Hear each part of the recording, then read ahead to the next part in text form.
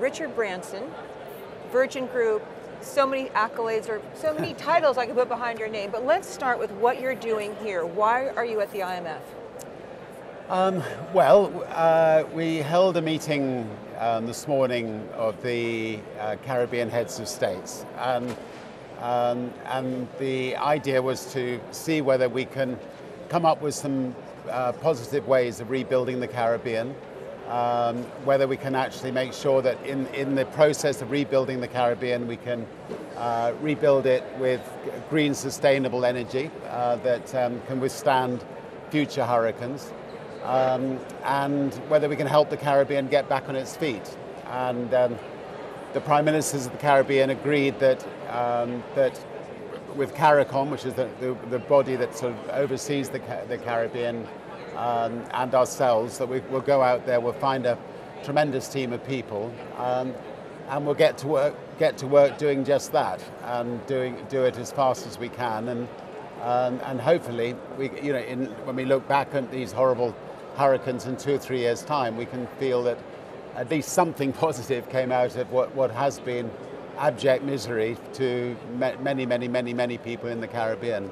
If I ask you, what state is the Caribbean in right now? What are the words, what are the images that come to mind to describe it?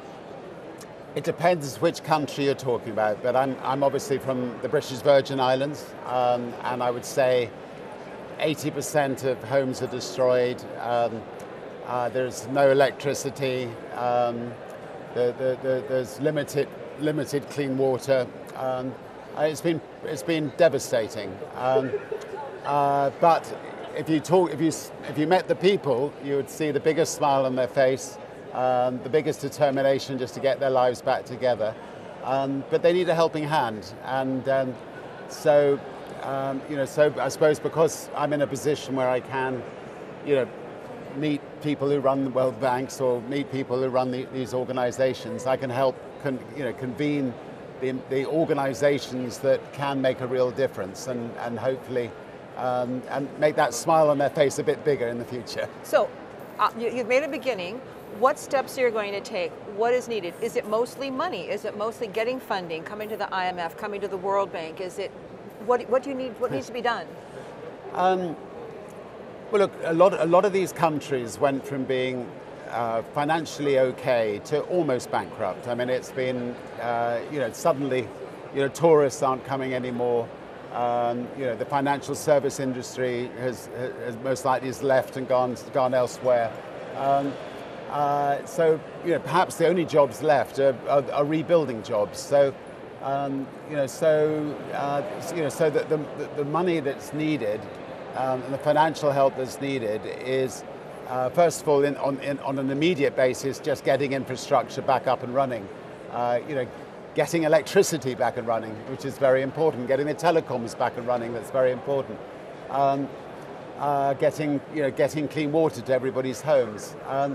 But then equally, you've got to start planning on the long-term infrastructure. On our island, which got equally badly hit, the one thing that survived was the solar panels, the clean energy. And so, the very next day we had electricity, whereas the island next door, Tortola, a big island, they may not have their electricity back for 9 months. And that's, big generators and diesel run electricity. So, having seen that, if we can actually rebuild the electricity for the Caribbean based on like small microgrids rather than one massive big grid, which where the power lines can fall down and get broken.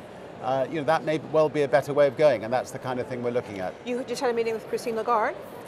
Yeah, I saw her to talk about ways that that the IMF could maybe some of these nations may need the convening power of the IMF to sort of sit down with the banks and say, look, these countries have got some issues. Maybe the IMF can sit down and try to work with the banks to spread out the money that they owe them a bit longer. We haven't actually, the countries haven't asked me to do it. I was just proactively trying to see. Insurance, the IMF have a lot of experience on insurance, and I think the countries need to look at disaster insurance in a much bigger way, and that's the kind of experience we can get from the IMF. And she's amenable to this? Oh yeah, she's been very amenable, and you know, everyone, you know, we've been to the World Bank today, we've been to the IBF, and you know, a number of different banks, and everyone's been very warm, very helpful. What do you make of how do you rate the response of nations like the U.S. and Puerto Rico, even the UK, Virgin Islands? I mean, has it fallen short? Has it been enough? Is it just that when a disaster is this big, it's hard to condemn anyone or fault anyone for not doing it as well as some say they could or should? The UK, I mean, you know, in the particular islands that I live in, the British Virgin Islands, the UK were wonderful. I mean, all the prisoners escaped in the hurricane, and so you had 200 prisoners running riot and one or two quite dangerous ones. And the UK sent in the Marines, and the Marines brought stability to the islands very quickly. And the Marines were wonderfully helpful in trying to get some of the infrastructure back up and running again. And I think everybody in the British Virgin Islands are enormously grateful to them. Now we move on to the next stage, which is maybe asking governments to put their hands in their pocket, and that's always can be more difficult. I want to ask you specifically about Donald Trump and Puerto Rico, because some have been critical. Obviously, the Trump team feels they've done a good job. When you watch that, what do you say? I'm not closely enough involved with Puerto Rico to say one way or the other. What I will say is that when the Virgin Islands had their problem, the Puerto Ricans were fantastic. I mean, there was about a week or two where people didn't have water, they didn't have food. The Puerto Ricans just, I mean, they piled food and water onto ships, and they sped across to the British Virgin Islands. The governor of the Puerto Rico, got some planes and just flew food backwards and forwards. They're not a wealthy state, but I would like to give them the biggest hug ever, and they deserve all the support they can get. And yeah, I mean, I've seen one or two of the comments Donald Trump's made, and I think it's sad when they need all the help, and the president should be very warm and welcoming and very helpful. I want to ask you about Hyperloop. If you get Hyperloop in, you're going to be able to move around much more quickly. Tell us more about where you are with this project, how it's going to work, and what's driving it, and what do you expect to gain from it? Well, we love getting involved in cutting edge technologies, whether it's sending people to space, whether it's putting people on Virgin cruise ships, whether it's flying people around the world.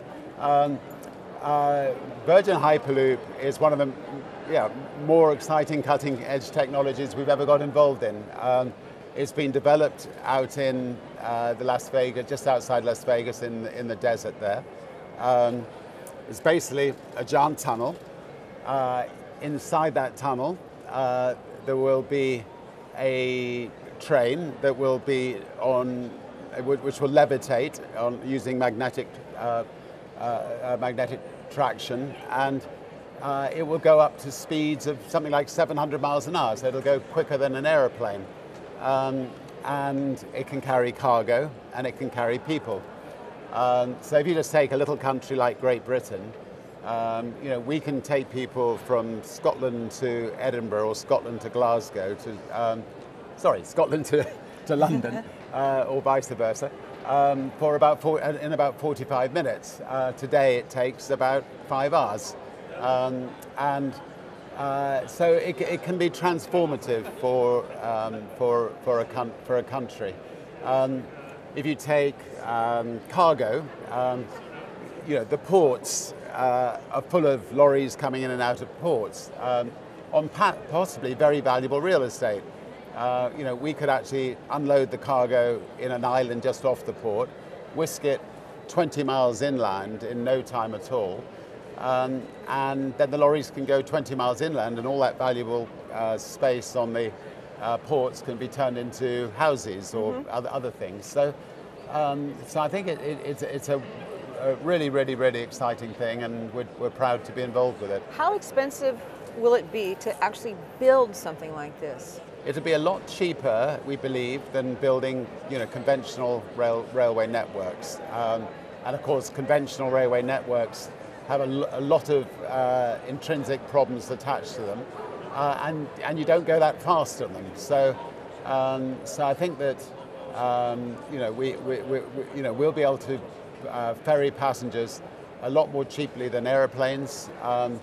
And in time, I think the price could come down much closer to a normal railway network than an airline. How much would a ticket cost me, do you think, when it actually gets started?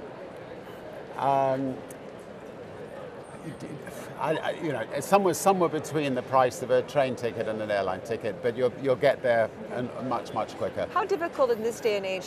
You've got to obviously, it's close to the ground still. It can be either under the ground, it could be up in the air, it could be alongside a railway line, it could be alongside a waterways. It could be above a waterways. I mean, there's a lot of different places that you can put it. So you wouldn't have to worry so much about right-of-ways and obtaining those and paying for all that? No, I mean, I think again, we ought to be able to be.